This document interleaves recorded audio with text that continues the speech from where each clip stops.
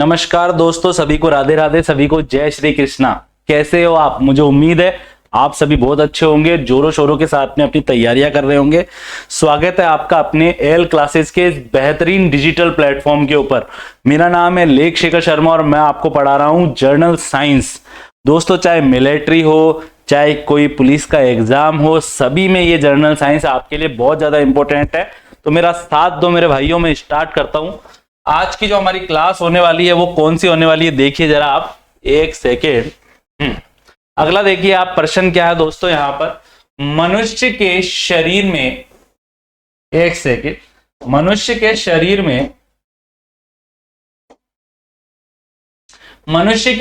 में रक्त की मात्रा कितनी होती है। ठीक है, ये प्रश्न ऐसा भी आ सकता था कि मनुष्य के शरीर में कितना किलोग्राम रक्त होता है, या रक्त की मात्रा कितनी होती है। यहां पर प्रतिशत में दिया हुआ है, कभी कभी दोस्तों किलोग्राम में भी आ जाता है। तो यहां पर आप देखिए, जो व्यक्ति होता है, कि जो एक स्वस्थ व्यक्ति है, एक जो स्वस्थ व्यक्ति है, व्यक्ति के शरीर में 5 किलोग्राम तक, कितना दोस्तों, 5 किलोग्राम तक रक्त पाया जाता है। ये वाली बात आपको ध्यान रखनी है दोस्तों। कितना हो गया ये? अगर अपन इसको प्रतिशत में देखें तो 7% हो गया दोस्तों। कितना हो गया? 7% करीब करीब शरीर के अंदर रक्त पाया जाता है। अब ये रक्त होता क्या है भैया, यहां पर इसके बारे में भी देख लेते हैं अपन।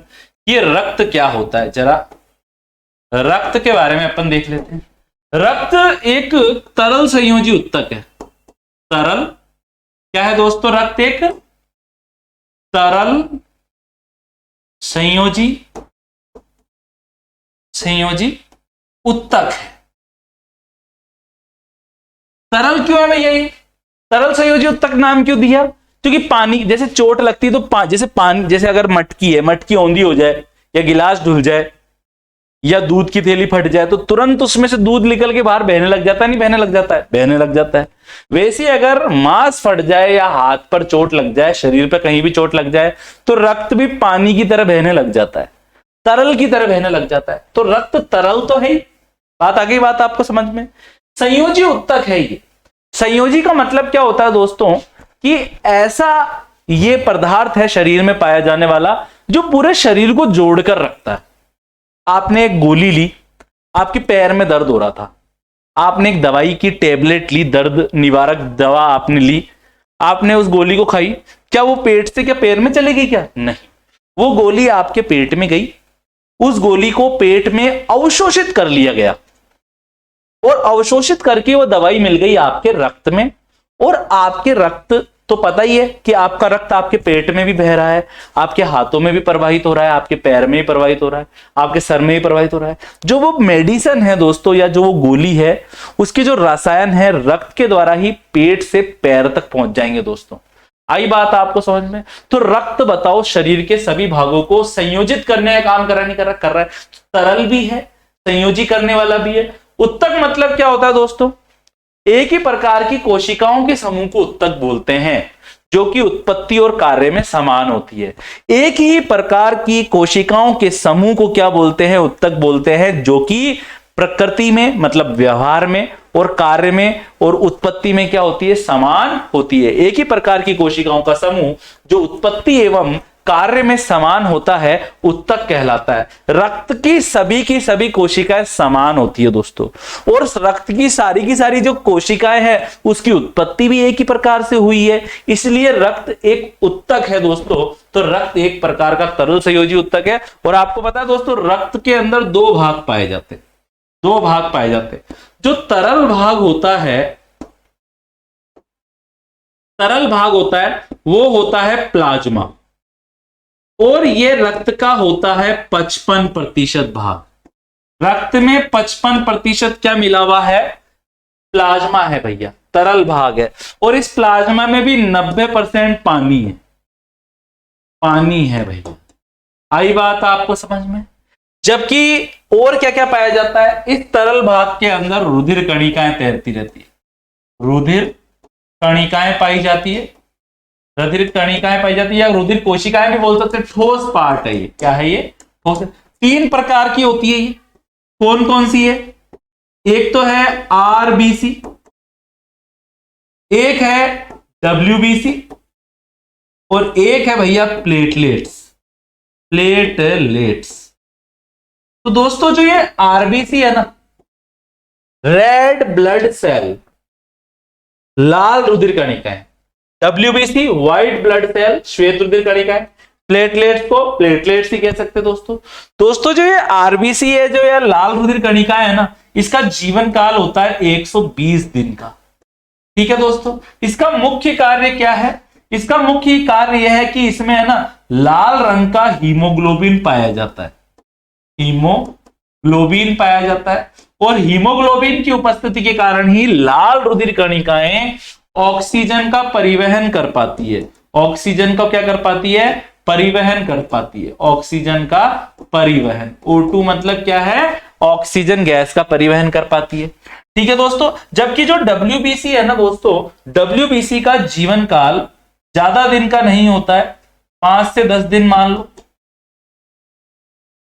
दिन का होता है दोस्तों। और यह रोगाणुओं से रक्षा करती है। रोगाणुओं से रक्षा करती है भैया। रोगाणुओं से क्या करती है? रोगाणुओं से रक्षा करती है। अब ये रोगाणु क्या होते हैं? कोई भी बैक्टीरिया, जीवाणु, कोई भी बैक्टीरिया, वायरस, कवक या प्रोटोजोआ जो कि हमें बीमार कर सकता है, हमारे लिए रोगाणु है। उससे कौन बचाती है? डब्ल्यूबीसी कोशिकाएं या श्वेत रुधिर कणिकाएं उन्हें मार देती है। 6 प्रकार की ये होती है, विभिन्न प्रकार की होती है ये। नाम अभी बताऊंगा तो समय ज्यादा लग जाएगा दोस्तों। प्लेटलेट्स क्या होती है दोस्तों? रुधिर का थक्का बनाती है। रुधिर का थक्का बनाने में सहायक है। अगर शरीर के आंतरिक भाग पर कहीं चोट लग जाए, अंदरूनी ब्लीडिंग होने लग जाए, या बाहर भी चोट लग जाए, तो तुरंत आप देखेंगे थोड़ी देर बाद जो रुधिर होता है वो गाढ़ा हो जाता है, और रक्त बहना क्या हो जाता है दोस्तों? बंद हो जाता है। तो ये सारी की सारी बातें आपको याद रखनी है कि 7% रक्त होता है हमारे शरीर का, जो भी भार है ना उसका 7% रक्त है। या अगर अपन भार में बताएं तो 5 किलोग्राम, औसतन 5 किलोग्राम रक्त पाया जाता है। एलपीजी सिलेंडर में किन गैसों का मिश्रण पाया जाता है? भैया एलपीजी की फुल फॉर्म पूछी जा सकती है आपसे। क्या है इसकी full form? Liquid petroleum gas. ये आपको आनी चाहिए। या फिर भैया हिंदी में भी आ सकता है, द्रवित पेट्रोलियम गैस। ये वाली बात आपको आनी चाहिए। कैसे प्राप्त होती है ये पेट्रोल का जब खनन किया जाता है, पेट्रोलियम का जब खनन किया जाता है, खनन किया जाता है, खनन करने का मतलब जो जमीन को खोदते हैं पेट्रोलियम को प्राप्त करने के लिए, तो वहां पर सबसे पहले जो गैस प्राप्त होती है उसको क्या बोलते हैं? एलपीजी गैस कहते हैं दोस्तों। और ये जो एलपीजी गैस होती है दोस्तों, ये प्रोपेन और ब्यूटेन का मिक्सचर होती है। इसमें 3 कार्बन होते हैं। 3 कार्बन होते हैं। इसमें कितने कार्बन होते हैं? 4 कार्बन वाला पदार्थ है ब्यूटेन। तो इसमें प्रोपेन और ब्यूटेन पाया जाता है दोस्तों। ये वाली बात आपको ध्यान रखनी है। आपसे ये भी पूछा जा सकता है कि एलपीजी गैस कैसी गैस है दोस्तों? ये गंधहीन गैस, गंधहीन गैस है। आपको पता है दोस्तों, अगर घर में सिलेंडर लीकेज हो जाए और उससे गैस निकले तो पूरा कमरा गैस से भर जाएगा, लेकिन पता नहीं चलेगा। क्यों नहीं पता चलेगा? क्योंकि गैस में कोई गंध ही नहीं है। और कल को अगर कोई स्विच ऑन करे तो स्पार्किंग होगी, या कोई पूजा करे, अगरबत्ती जलाए, ठीक है, या तीली जला दे आकर, ठीक है, तो क्या हो जाएगा? वहां पर धमाका हो सकता है, ठीक है, जान माल की क्या हो सकती है? हानि हो सकती है। तो क्या किया जाता है भैया? इसके अंदर अनेक पदार्थ मिला देते हैं। गंध के लिए क्या मिला देते हैं? इसमें पदार्थ मिला देते हैं। गंध के लिए पदार्थ जिसका नाम क्या है? आइसोमरकेप्टेन। ये एक पदार्थ है जो इसके अंदर मिला दिया जाता है ताकि इसकी गंध का क्या लग जाए, पता लग जाए कि भैया लीकेज तो नहीं हो रही। तो ये वाली बात आपको ध्यान रखनी है दोस्तों। एक हॉर्स पावर कितने वॉट के बराबर होता है? 746 वॉट के बराबर होता है। एक हॉर्स पावर किसके बराबर होता है दोस्तों? 746 वॉट के बराबर होता है। प्रकाश संश्लेषण में किसका प्रयोग अधिकतम होता है? क्या प्रकाश संश्लेषण में नीले प्रकाश का प्रयोग अधिकतम होता है? क्या प्रकाश संश्लेषण में श्वेत प्रकाश का प्रयोग अधिक होता है? क्या प्रकाश संश्लेषण में लाल प्रकाश का प्रयोग अधिक होता है या बैंगनी प्रकाश का? तो दोस्तों लाल प्रकाश। लेकिन मैं यहां पर आपको एक बहुत मजेदार, थोड़ी हाई लेवल की बात बताने जा रहा हूं दोस्तों। यहां पर आप देखिए, प्रकाश संश्लेषण की बात समझना, आप बहुत अच्छी बात बताऊंगा आपको। माना कि लाल प्रकाश में होता है, परंतु देखो, परंतु लगा दिया, परंतु अधिक समय तक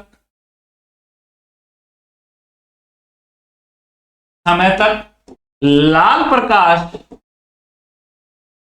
देने पर प्रकाश संश्लेषण कम हो जाता है, कम हो जाता है। माना कि लाल प्रकाश में प्रकाश संश्लेषण सर्वाधिक हो रहा है, बहुत ज्यादा हो रहा है, लेकिन अगर लंबे समय तक लाल प्रकाश में रख दिया तो पादपों में प्रकाश संश्लेषण की दर कम हो जाती है, जिसको क्या बोलते हैं दोस्तों? लाल पतन कहते हैं। क्या कहते हैं? लाल पतन प्रभाव कहते हैं। क्या कहते हैं? लाल पतन प्रभाव इसको कहते हैं दोस्तों, या इसको इमर्सन प्रभाव भी कहते हैं। क्या बोलते हैं इसको? इमर्सन प्रभाव भी कहते हैं, क्योंकि इसकी खोज इमर्सन नाम के वैज्ञानिक ने की थी। ये वाली बात आपको ध्यान रखनी है। इसलिए दोस्तों जो पेड़ पौधे होते हैं ना, वो दो प्रकार के प्रकाश का एक साथ उपयोग करते रहते हैं, लाल प्रकाश प्लस हरा प्रकाश। जब ये दोनों का मिक्सचर पेड़ों को प्राप्त होता है तो दोनों प्रकार के प्रकाश से अधिक मात्रा में प्रकाश संश्लेषण होता है, अधिक मात्रा में प्रकाश संश्लेषण होता है। ठीक है दोस्तों, तो ये वाली बात भी आपको ध्यान रखनी है। अगर एग्जाम में ऐसा ऑप्शन आ जाए कि प्रकाश संश्लेषण अधिकतम होगा, अगर कहीं पे जोड़ा दे रखा है लाल प्लस हरा या लाल और हरा, तो सही उत्तर लाल और हरा हो जाएगा। लेकिन अगर दोस्तों केवल लाल ही दिया हुआ है तो लाल हो जाएगा दोस्तों, और अगर ऑप्शन में लाल नहीं है तो फिर हरा होगा दोस्तों सही उत्तर। ठीक है, ये वाली बात आपको क्या रखनी है? ध्यान रखनी है दोस्तों। मनुष्य के शरीर का प्रमुख श्वसन अंग कौन सा है? भैया मनुष्य के शरीर में श्वसन होता है फेफड़ों के द्वारा, फेफड़ों के द्वारा। फेफड़े को लंग्स भी कहते हैं। क्या कहते हैं? लंग्स भी कहते हैं। और आपको पता है जो फेफड़े होते हैं, फेफड़े ऐसे होते हैं, देखो ये श्वास नली है। क्या है? यह है श्वास नली है। श्वास नली पर सी आकार के छल्ले पाए जाते हैं।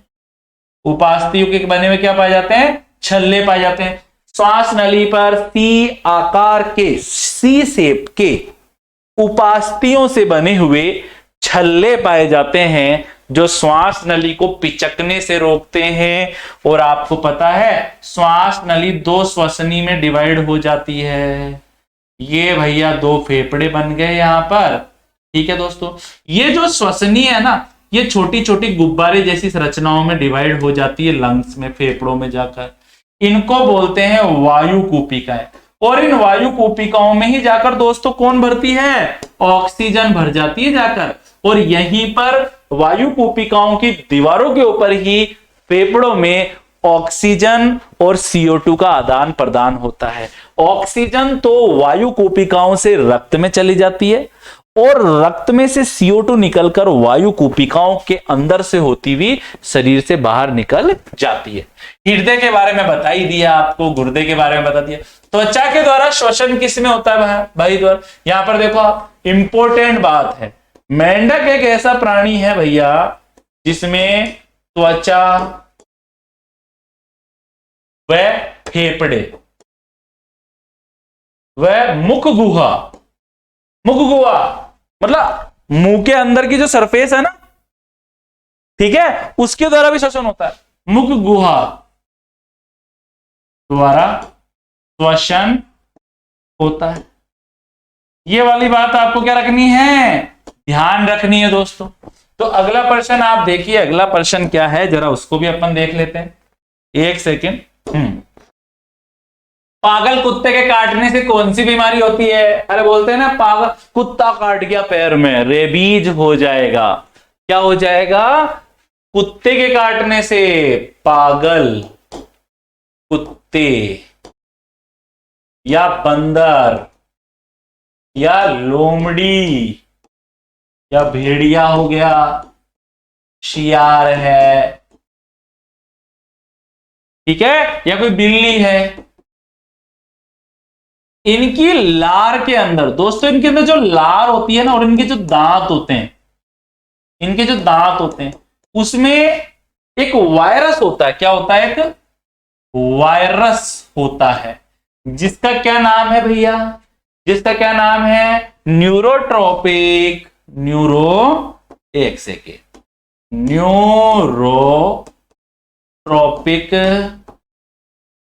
न्यूरोट्रोपिक लाइसिसिवर्स, एक सेकेंड, लाइसिसिवर्स वायरस। इसके द्वारा देखो, जो पागल कुत्ते हैं, बंदर है, लोमड़ी, भेड़िया, शियार है या बिल्ली वगैरह है दोस्तों, इनके जो दांत है या जो इनकी लार होती है, उसमें एक वायरस होता है जिसका क्या नाम है? न्यूरोट्रोपिक लाइसिसिवर्स वायरस है दोस्तों। और आपको पता है, ये जो न्यूरोट्रोपिक जो लाइसिवर्स वायरस है ना दोस्तों, यही रेबीज वायरस के नाम से भी जाना जाता है।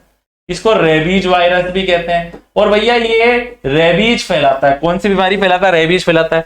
जब ये कुत्ते किसी को काटते हैं तो उसके शरीर में ये वायरस पहुंच जाते हैं और बीमारी हो जाती है, रेबीज बीमारी हो जाती है। और रोग के लक्षण क्या है?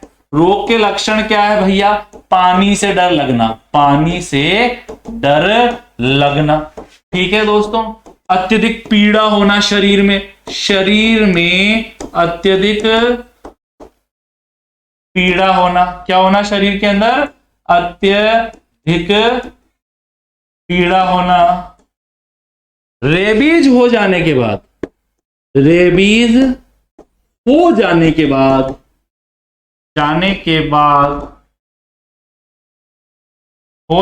बाद मृत्यु निश्चित है भैया, ठीक है। अब सुनो, किसी बंदे को अगर कुत्ता खा गया, कुत्ता काट गया, तो तुरंत इंजेक्शन लगवा लेने चाहिए।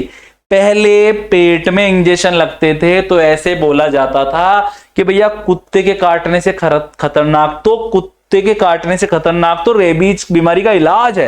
मतलब कुत्ते के काटने से खतरनाक इलाज है। मतलब कुत्ता तो बेचारा थोड़ा सा 1-2 दांत लगा के गया पैर के, लेकिन इंजेक्शन 16 इंजेक्शन लगाते थे तो पेट में दमादम बहुत दर्द होता था। फिर धीरे धीरे डॉक्टरों ने सोचा यार पेट में लगाते हैं तो तकलीफ ज्यादा होती है, तो आजकल नए तरह के इंजेक्शन आ गए, मॉडर्न वैक्सीन आ गई, हाथ में लगाते हैं, ठीक है। और छोटे भी होते हैं, वो पहले वाले तो बड़े होते हैं, लंबे। आई बात आपको समझ में? ठीक है। अब अगर डॉगी काट गया तो सबसे पहले क्या करना चाहिए? जाकर रेबीज का टीका लगवा लेना चाहिए, एंटी रेबीज का टीका लगवा लेना चाहिए। अगर रेबीज का टीका लगवा लेंगे तो जो शरीर में ये वायरस पहुंचा है उस कुत्ते की लार के द्वारा, वो वायरस मर जाएगा, खत्म हो जाएगा।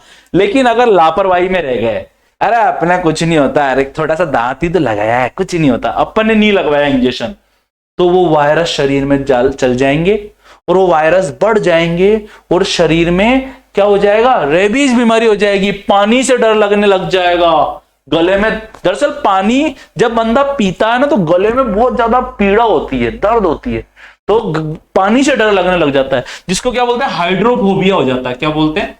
हाइड्रोफोबिया हो जाता है भैया। शरीर में भी पीड़ा होती है और उसके बाद में 100% क्या हो जाती है? बंदे की मृत्यु हो जाती है। ये वाली बात आपको याद रखनी है दोस्तों। जो डेंगू बीमारी है, मैंने आपको बताया था डेंगू के बारे में, जैसे कि आप देखिए, डेंगू जो बीमारी है ये वायरस द्वारा होती है। कौन सा वायरस है भैया? यहां पर यह है डेंगू वायरस। कौन सा वायरस है? Dengue virus. और फैलाता कौन है इसको, बीमारी को?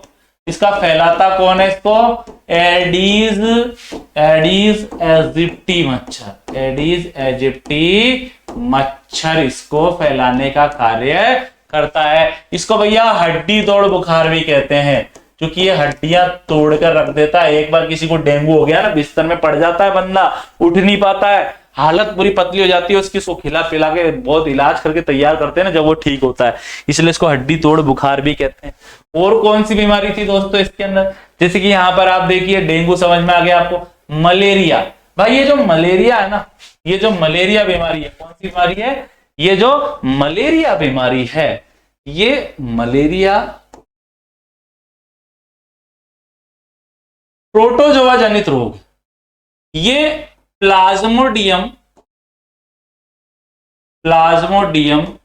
प्रोटोजोआ के द्वारा होता है। प्रोटोजोआ के द्वारा होता है। ठीक है दोस्तों, इस रोग को फैलाता कौन है? इसको फैलाता है मादा एनाफिलीज मच्छर। ये इस रोग को फैलाने का कार्य करती है भैया। आई बात आपको समझ में? ठीक है, तो अब यहां पर आप देखेंगे कैसे होता है ये रोग, समझिए आप। जैसे कि मैं बोलूं कि एक बंदा है, अरे एक सेकंड, बंदा है ये,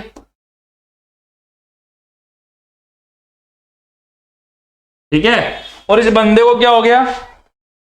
मलेरिया हो गया। बताओ, फिर भी हंस रहा है, बताओ मलेरिया हो गया इसको। मलेरिया का मतलब क्या है कि इसके रक्त के अंदर प्लाज्मोडियम है। इसके रक्त के अंदर क्या मिले हुए हैं? ये क्या है? ये प्लाज्मोडियम है। ठीक है, अब इधर की तरफ आप देखिए, एक दूसरा बंदा हो रहा है,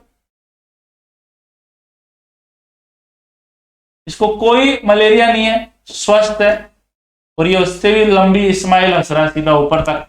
आई बात आपको समझ में? ठीक है, अब एक मच्छर आया, शहनाई बजाता हुआ, पी करता हुआ, मच्छर इसको काटेगा।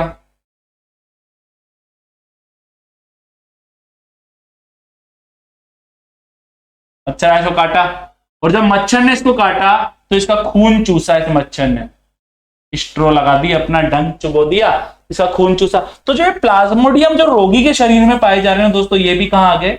इस मच्छर के अंदर आ गए। अब यही मच्छर उड़ता हुआ गया, दूसरे बंदे के पास गया, और इस दूसरे बंदे को काटा। ठीक है भैया, एक जगह से पेट नहीं भर रहा है इसका, तो 10 जगह जा रहा है काटने के लिए। अब ये प्लाज्मोडियम, जब इसने इस दूसरे बंदे का रक्त चूसा, तो ये प्लाज्मोडियम इसके रक्त में गिर गए। इसको भी क्या हो जाएगा? मलेरिया हो जाएगा। इसको भी क्या हो जाएगा? मलेरिया हो जाएगा। तो आगे बात आपको समझ, मलेरिया रोग के लक्षण क्या है? सर्दी लगना, बुखार आना, कपकपी होना, और अगर समय पे इलाज ना किया जाए तो मृत्यु भी हो सकती है। और भैया यहां पर औषधि कौन सी दी जाती है? यहां पर कुनेन औषधि बहुत उपयोगी है। कुनेन औषधि, कुनेन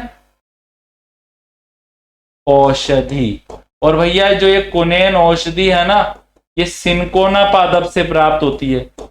सिनकोना पादप से ये प्राप्त होती है, जो इस मच्छर के प्लाज्मोडियम को क्या कर देती है? मार देती है। तो भैया पागल कुत्ते काटने से रेबीज होता है, ये वाली बात आपको ध्यान रखनी है। हैजा के बारे में कोई इतना इंपॉर्टेंट नहीं है दोस्तों। यहां पर अगला देखिए आप, पेट से संबंधित बीमारी है हैजा। पाचन के पश्चात प्रोटीन किसमें परिवर्तित हो जाता है? देखो भाई इधर समझो आप, हम दूध, ठीक है, और भी चीजें खाते होंगे, जैसे अंडे खाते हैं, मांस, तो हम दूध, पनीर, दाल खाते हैं। इसमें भैया क्या होता है? इसमें प्रोटीन होता है। ठीक है, हमारे शरीर में बहुत सारे ऐसे एंजाइम है, जैसे कि पेप्सिन एंजाइम हो गया, पेप्सिन हो गया, या ट्रिप्सिन एंजाइम हो गया, या पेप्टिडेज एंजाइम हो गया, पेप्टिडेज एंजाइम हो गया। ये जो एंजाइम है ना दोस्तों, ये सारे के सारे एंजाइम मिलकर प्रोटीन को तोड़ देते हैं। क्या कर देते हैं, प्रोटीन को तोड़ देते हैं। तोड़ दिया भैया, प्रोटीन को तोड़ दिया और तोड़कर किस में बदल दिया, एमिनो एसिड में बदल देते हैं। ठीक है, ईंटें मिलकर दीवार बना रही है, दीवार को तोड़ेंगे तो वापस ईंटें बनेगी या नहीं बनेगी, मिल जाएगी, मिल जाएगी। एमिनो एसिड मिलकर, छोटे छोटे एमिनो एसिड मिलकर बड़ा बड़ा प्रोटीन बना रहे हैं भैया। ये बड़ा बड़ा क्या बना रहे हैं, ये प्रोटीन बना रहे हैं। जब प्रोटीन को हमने खा लिया तो पेट में तरह तरह के एंजाइम है, pepsin enzyme, trypsin enzyme, peptidase enzyme. आई बात आपको समझ में, ये सारे के सारे एंजाइम मिलकर इस प्रोटीन को तोड़ेंगे और तोड़कर छोटे छोटे एमिनो एसिड में बदल देंगे। आई बात आपको समझ में। वसा के पाचन से भैया, वसा का अगर पाचन कर दे, जैसे कि 1 सेकेंड दोस्तों, 1 सेकेंड यहां लिख देता हूं, वहां सही नहीं लगेगा। वसा का पाचन कैसे होता है, वसा की जो बड़ी बड़ी गोलिकाएं होती है ना, आपके अंदर एक पित्त रस होता है भैया, पित्त रस। ये वसा की बड़ी बड़ी गोलिकाओं को, वसा क्या होता है, घी तेल आपने खाया तो आपके शरीर में जो पित्त रस बन रहा है यकृत के द्वारा और जो पित्ताशय में संग्रहित होता रहता है, ये पित्त रस क्या करता है, जो भी हम घी तेल वगैरह खाते हैं उसकी बड़ी बड़ी गोलिकाओं को छोटी छोटी गोलिकाओं में तोड़ देता है, जिसे बोलते हैं वसा का पायसीकरण। पायसीकरण कहते हैं दोस्तों। और आपको पता है जो ये पायसीकृत जो वसा है, एक लाइपेज एंजाइम होता है, लाइपेज एंजाइम होता है। ये इन वसा के छोटी छोटी गोलिकाओं को किस में बदल देता है, ग्लिसरॉल और वसीय अम्ल में बदल देता है, वसीय अम्ल में बदल देता है दोस्तों। ठीक है, ये वाली बात आपको आनी चाहिए। ग्लूकोज भैया कार्बोहाइड्रेट के पाचन से क्या मिलता है, जैसे कि एक तो ये अपन ने पढ़ लिया, ठीक है, एक ये हो गया आपका, एक यहां पर है कार्बोहाइड्रेट, कार्बोहाइड्रेट, कार्बोहाइड्रेट आप खा रहे हैं तो भैया इसका पाचन कैसे होगा, इसका पाचन कौन करेगा, एक सेकेंड, एमिलेज एंजाइम है एक तो, एमिलेज, ठीक है दोस्तों, माल्टेज, एमिलेज, माल्टेज, ये जो एंजाइम है ना दोस्तों, ये कार्बोहाइड्रेट को ग्लूकोज में तोड़ देते हैं। ये सारी की सारी बातें आपको याद आनी चाहिए। तो कार्बोहाइड्रेट के पाचन से ग्लूकोज प्राप्त होता है, कौन पचाता है, एमिलेज माल्टेज एंजाइम। प्रोटीन के पाचन से कौन मिलते हैं भैया, एमिनो एसिड मिलते हैं, कौन पचाता है, पेप्सिन, ट्रिप्सिन, पेप्टिडेज एंजाइम। वसा के पाचन से ग्लिसरॉल और वसीय अम्ल प्राप्त होते हैं, कौन पचाता है, लाइपेज एंजाइम पचाता है भैया। अगला प्रश्न देखो यहां पर आप, जीवन की मूलभूत इकाई क्या है। जिस प्रकार से कोई घर छोटी छोटी ईंटों से मिलकर बना हुआ होता है, उसी प्रकार से जो आप देख रहे हो ना, ये मिलकर बना हुआ होता है कोशिकाओं से। ठीक है, तो बताओ कोशिका हमारा शरीर की संरचना बना रही है, नहीं बना रही है, बना रही है। कोशिका हमारे शरीर की संरचनात्मक इकाई है दोस्तों। इसी प्रकार से आप देख सकते हैं, जैसे हम सांस लेते हैं, जैसे हमारे अंदर पाचन होता है, वैसे पता है कोशिकाएं भी सांस लेती है, कोशिकाओं के अंदर भी पाचन होता है। तो बताओ क्रियाएं भी हो रही है ना कोशिकाओं में, तो कोशिका शरीर की संरचनात्मक और क्रियात्मक इकाई है। तो सही उत्तर क्या होगा, यहाँ पर कोशिका होगा। और एक पॉइंट यहाँ पर लिख रहा हूं दोस्तों, जो आपको याद करनी है। आई बात आपको समझ में। सबसे पहले भैया का क्या है, इसको देखो आप एक बार, कोशिका शरीर की संरचनात्मक व क्रियात्मक इकाई है भैया। ये क्या है, शरीर की संरचनात्मक और क्रियात्मक इकाई है। ठीक है दोस्तों, ये उत्तक क्या होता है, तो सही उत्तर तो क्या होगा दोस्तों, कोशिका हो गया। इसी प्रकार से कोशिकांग होता है, कोशिकांग। ठीक है, कोशिका में पाए जाने वाले अंगों को, कोशिका में पाए जाने वाले अंगों को क्या बोलते हैं, कोशिकांग कहते हैं। जैसे कि आप देखो, जैसे देखो आप, ये कोशिका है दोस्तों, और इसमें केंद्रक पाया जा रहा है। इसमें क्या पाया जा रहा है? केंद्रक है। और ये केंद्रक क्या हो गया? एक कोशिकांग है भैया। क्या है ये? एक कोशिकांग है। यहां पर अगला देखिए आप, उत्तक किसे कहते हैं? उत्तक एक ही प्रकार की कोशिकाएं मिलकर एक ही प्रकार की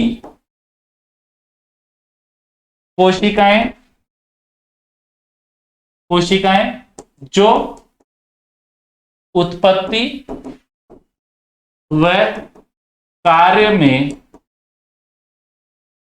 समान हो, उत्पत्ति व कार्य में समान हो, मिलकर उत्तक बनाती है। ठीक है, जैसे कि आप देख सकते हैं, जैसे त्वचीय उत्तक, ऐसी जितनी भी कोशिकाएं जो चपटी है, पतली है, वो सारी की सारी कोशिकाएं मिलकर हमारे शरीर को ढकने का काम कर रही है। ठीक है, जैसे कोई चारा पड़ा है खेत में, तो कैसे ढकेंगे? बारिश आ गई तो पाल ढक दिया। वैसे ही भगवान ने हमारे ऊपर भी पाल भेजा है, प्राकृतिक। हमारी त्वचा पाल है एक तरह की, जो हमें बचा रही है सर्दी गर्मी धूप से, इससे बचा रही है। तो जो ये त्वचा है ना, ये त्वचीय उत्तक से बना हुआ है। और त्वचीय उत्तक की सारी कोशिकाएं उत्पत्ति में भी समान है, कार्य में भी समान है, संरचना में भी चपटी है, चौड़ी है, पतली है। ठीक है, जैसे त्वचीय उत्तक हो गया। अस्थि उत्तक हो गया। अस्थि उत्तक की सारी कोशिकाएं समान होती है। और भी बहुत सारे उत्तक है दोस्तों, जैसे पेशीय उत्तक है, पेशीय उत्तक हो गया। तंत्रिका उत्तक हो गया। कौन सा हो गया? तंत्रिका उत्तक हो गया। इसी प्रकार से भैया संयोजी उत्तक हो गया। संयोजी उत्तक हो गया। पादपों में भी पाए जाते हैं उत्तक। ठीक है, बहुत लंबा हो जाएगा, सारी बातें बताऊंगा तो। और भैया समान कार्य करने वाले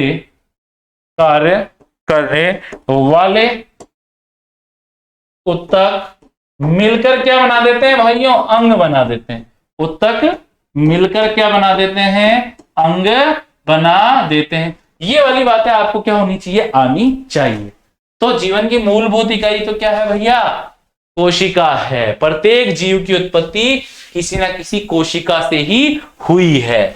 टाइफाइड किसके कारण होता है? मैंने आपको बताया था कि जो टाइफाइड की जो बीमारी होती है वो साल्मोनेला टाइफी जीवाणु के द्वारा होती है।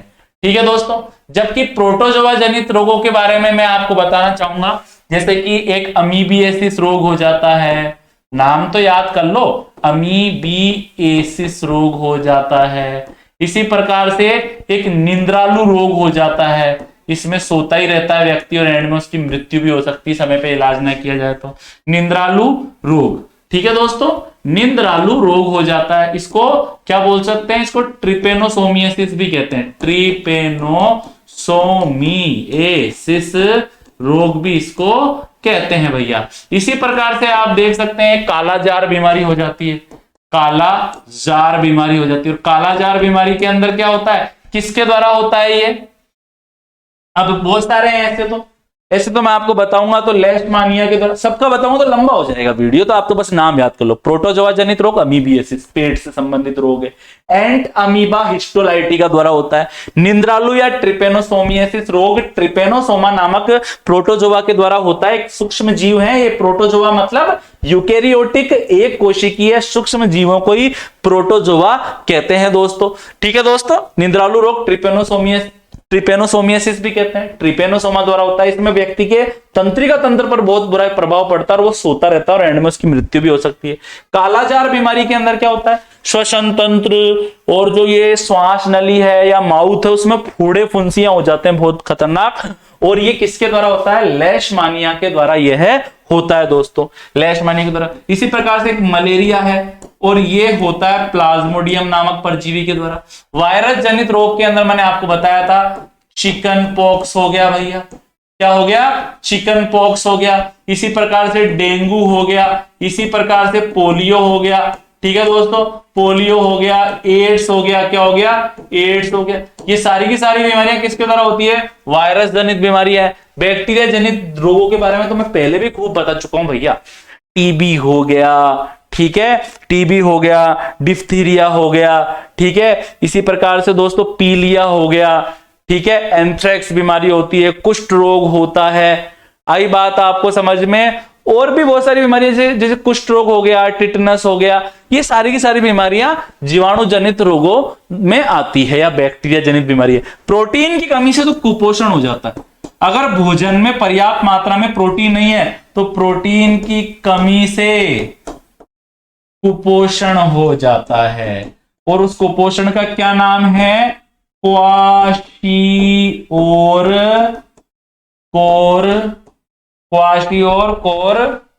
व मेरेस्मस रोग हो जाता है। आपके बोले ना कि प्रोटीन की कमी से कौन सा रोग हो जाता है, तो कुपोषण हो जाता है, जिसका क्या नाम है, क्वाशियोर और मेरेस्मस रोग हो जाता है। इन रोगों के अंदर क्या होता है, शरीर हड्डियों का ढांचा रह जाता है, शरीर हड्डियों का ढांचा हो जाता है, ढांचा हो जाता है भैया, ढांचा हो जाता है, पेट फूल जाता है, सूज जाता है, पेट फूल जाता है। कई बार आप देखेंगे जैसे बहुत बेचारे जो गरीब लोग होते हैं, ठीक है, वैसे तो कोई गरीब नहीं है इस दुनिया में, सबके ऊपर भगवान की वो रहे कृपा, लेकिन फिर भी जैसे आप देखते हैं बेचारे बहुत गरीब लोग हैं जिनको वक्त का ठीक से खाना नहीं मिल पा रहा है, या वो खा तो रहे हैं लेकिन अच्छी चीज नहीं खा रहे हैं, तो उनके बच्चे आप देखेंगे बहुत, जैसे कई बच्चे आपने देखे होंगे सड़कों के आसपास भटकते रहते हैं और बहुत पतले होते हैं, पसलियां दिख रही होती है लेकिन पेट फूला रहता है, मतलब पूरे शरीर में बस पेट ही बाहर निकल रखा है, बाकी पूरा शरीर हड्डियों का ढांचा बन गया।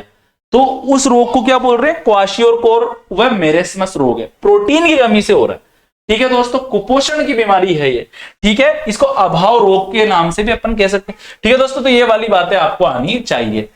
लोहे को जंग लगने की प्रक्रिया कहलाती है। भाई लोहा मतलब क्या है, लोहा का गेट लगा दिया घर में मस्त चकाचक, लेकिन उसकी अगर अपन ने तेल पानी नहीं किया, उस पर तेल नहीं लगाया, ग्रीस नहीं लगाई, या फिर उसकी वार्निश नहीं की, पेंट नहीं किया, रेड ऑक्साइड नहीं किया, तो जंग लग जाएगी। कुल मिलाकर लोहा है ये नमी से व ऑक्सीजन से भैया क्रिया कर लेता है और बन जाता है Fe2O3, जिसको क्या बोलते हैं, जंग कहते हैं भैया। आई बात आपको समझ में। तो भैया एक तरह का क्या है, ऑक्सीजन जुड़ रही है यहां पर, लोहे में ऑक्सीजन जुड़ रही है, और ऑक्सीजन का जुड़ना क्या कहलाता है, ऑक्सीकरण कहलाता है। तो आपसे कोई बोले ना लोहे पर जंग लगने की प्रक्रिया कहलाती है, तो लोहा है और वायुमंडल की जो नमी है और जो ऑक्सीजन है वो जुड़ रही है जाकर लोहे में। तो किसी चीज में जब ऑक्सीजन जुड़ती है तो ऑक्सीकरण हो जाता है। क्या बन रहा है, लोहे में जब जंग लगी तो एक नया पदार्थ बन गया जिसका नाम है Fe2O3। आपसे पूछा जा सकता है कि जंग का फॉर्मूला क्या है, Fe2O3 होता है। दोस्तों अगला प्रश्न देखिए, मछली किसके द्वारा सांस लेती है। ठीक है दोस्तों, तो मछली श्वास लेती है गलफड़ों के द्वारा। गलफड़ों को भैया अपन इंग्लिश में गिल्स भी कहते हैं। और बिल्कुल इजी है, आप सुनना ध्यान पूर्वक, यह जल में सांस लेने वाला अंग है। ठीक है, जलीय जो जीव है ना दोस्तों, उनमें श्वसन अंग कौन सा है भैया, मुख्य, ये गलफड़ाई है, ये गिल्स ही है भैया। अब इस गिल्स के अंदर क्या होता है समझिए, यहां पर जैसे ये मछली है, ये तो मछला बन गया भैया, है खाते पीते घर का अंडरटेकर। ठीक है, अब इधर देखो आप, ये मछली है और यहां पर मछली के जो माउथ के पीछे की तरफ यहां पर होते हैं गिल्स।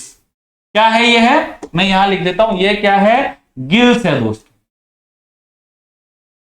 मछली क्या करती है, बार बार मुंह खोलती है, और जब मछली बार बार मुंह खोलती है तो ये पी लेती है बहुत सारा पानी, और पानी के साथ में क्या आ जाती है, ऑक्सीजन भी आ जाती है। ठीक है दोस्तों, अब यहां पर क्या हो रहा है, यहां पर आप देखना, ये जो पानी और ऑक्सीजन ये इसके मुंह के अंदर आ गई। ठीक है, ये यूं खोलती है, यूं करती रहती है, बार बार मुंह को खोलती रहती है, बंद करती रहती है। जब मुंह खोलती है तो पानी अंदर आ जाता है और पानी को ये मुंह में भर लेती है इसे, और मुंह क्या कर लेती है वापिस बंद कर लेती है, और बंद करके फिर पानी पर ये लगाती है मुंह से प्रेशर, यूं। अब प्रेशर लगा रही है, मुंह बंद कर लिया, अब पानी भैया सीधी सी बात है मुंह से तो निकल नहीं सकता क्योंकि मुंह इसने बंद कर लिया, सारा का सारा पानी इस गिल्स से बाहर आ जाता है छनकर। पानी कहां आ गया? इस गिल्स से बाहर आ गया। जबकि दोस्तों जो ऑक्सीजन है ना वो यहीं ब्लड में मिल जाती है। किस में मिल जाती है? ब्लड में मिल जाती है, रक्त में मिल जाती है, और रक्त इस ऑक्सीजन को पूरे शरीर में पहुंचा देता है। समझ में आ गई कि जलीय जीवों में श्वसन में कौन सहायता कर रहे हैं? गिल्स सहायता कर रहे हैं भैया। जबकि त्वचा के द्वारा तो मेंढक में, जो मेंढकिया हुए ना, मेंढक में दोस्तों त्वचा, ठीक है, फेफड़े और मुख गुहा के द्वारा, इतनी तीन चीजों के द्वारा ये सांस ले सकता है।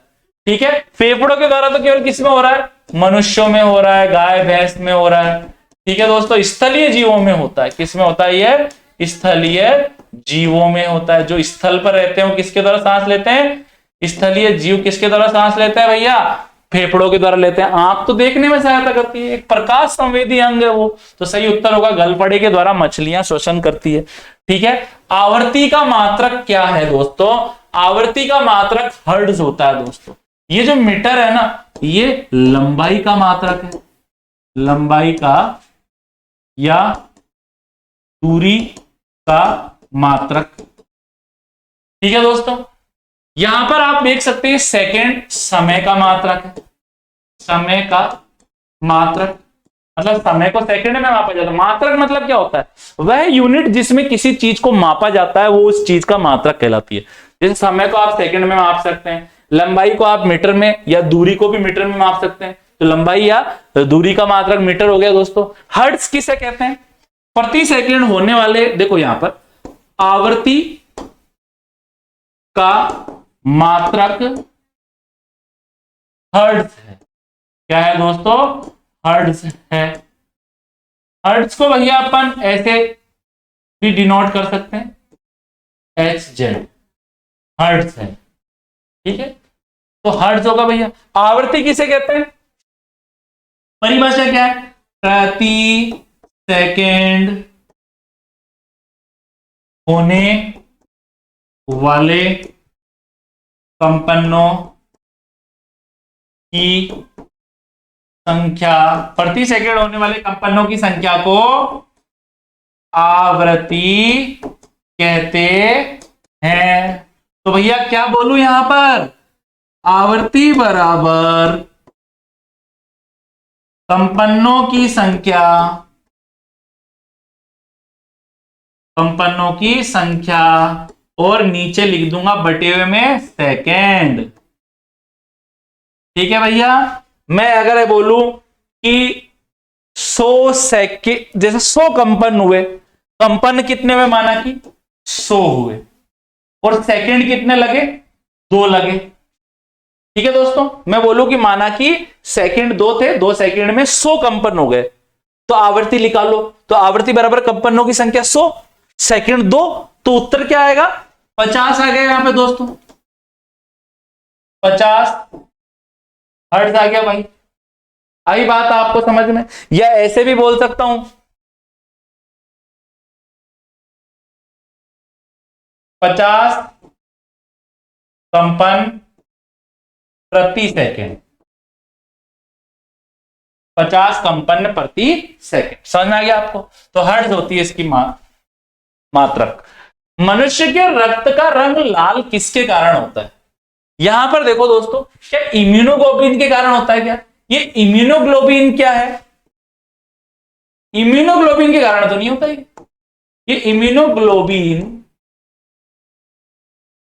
रक्त में पाए जाने वाली एक प्रोटीन है दोस्तों, विशेष प्रकार की प्रोटीन है।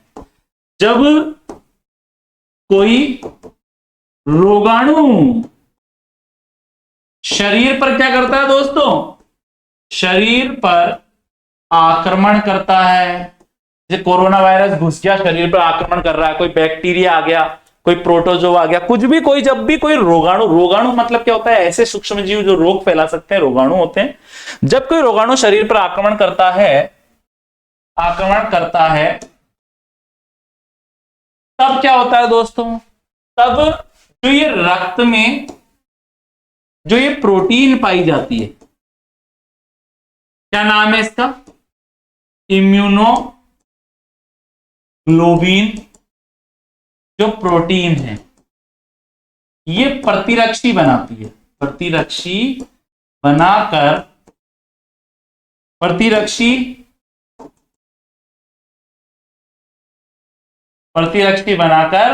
रोगाणु को मार देती है। क्या कर देती है, रोगाणु को मारती है।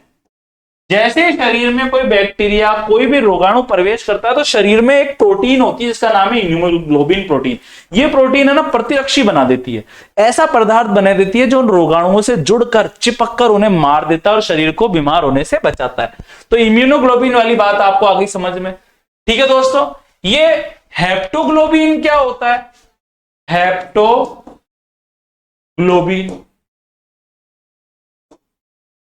यकृत में इसका निर्माण होता है दोस्तों, यकृत में निर्माण होता है। और दोस्तों ये एंटीऑक्सीडेंट है, एंटीऑक्सीडेंट है, विषैले पदार्थों से हमें बचाता है। ये कोशिका मुक्त हीमोग्लोबिन को साफ करता है, साफ करता है। भैया ये हीमोग्लोबिन होता है, मनुष्य के रक्त का लाल रंग किसके कारण होता है, हीमोग्लोबिन के कारण। रक्त में भैया आरबीसी होती है, और आरबीसी लाल क्यों है, क्योंकि उसमें क्या होता है, हीमोग्लोबिन होता है, और ये हीमोग्लोबिन गुलाबी कलर का होता है। लेकिन जब ये हीमोग्लोबिन ज्यादा होता है ना, तो वो बहुत ज्यादा गुलाबी होने के कारण वो लाल दिखाई देती है दोस्तों। इसी प्रकार से आप देख सकते हैं मायोग्लोबिन क्या है, हृदय में पाया जाने वाला वर्णक। ये हृदय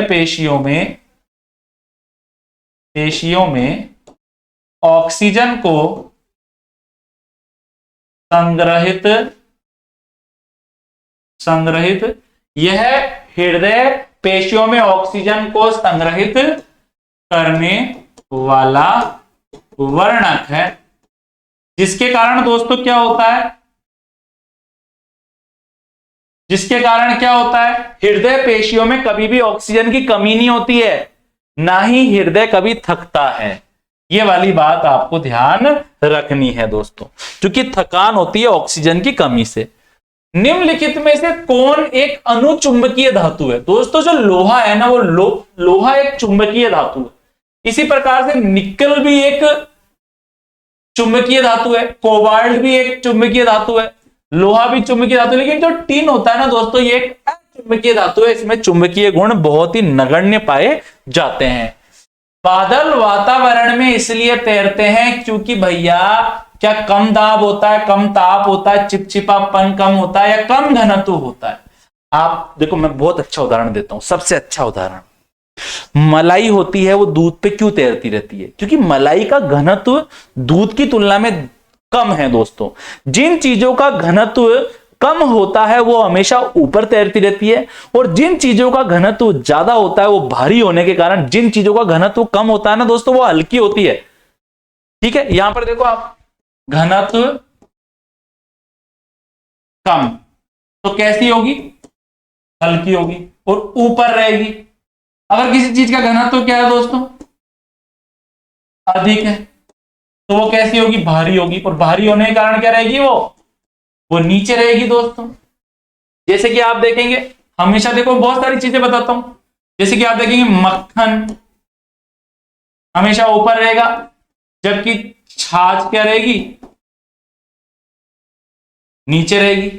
इसी प्रकार से दोस्तों तेल है, ऊपर रहेगा, जबकि पानी हमेशा, तेल और पानी मिला दिया आपने, तेल हमेशा ऊपर रहेगा, पानी नीचे रहेगा।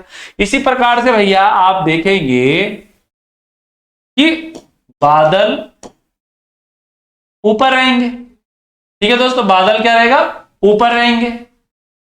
क्योंकि उसका घनत्व क्या है, क्योंकि उसका घनत्व क्या है, कम है दोस्तों। ये वाली बात आपको ध्यान रखनी है। और नीचे की तरफ क्या रहेगा, अधिक घनत्व वाली चीजें रहेगी। ठीक है दोस्तों, तो उसका घनत्व कम होने के कारण क्या होता है, ये ऊपर तैरता रहता है दोस्तों। अगला प्रश्न अपन देखते हैं। तो दोस्तों आज के प्रश्न हमारे समाप्त हो चुके हैं। अगर आपको थोड़ा भी समझ में आया है, थोड़ा भी मजा आया है, आनंद आया है, तो प्लीज लाइक कर देना दोस्तों, कमेंट भी करना, शेयर भी कर देना, और हाँ अपना ख्याल रखना। सभी को राधे राधे, सभी को जय श्री कृष्ण दोस्तों।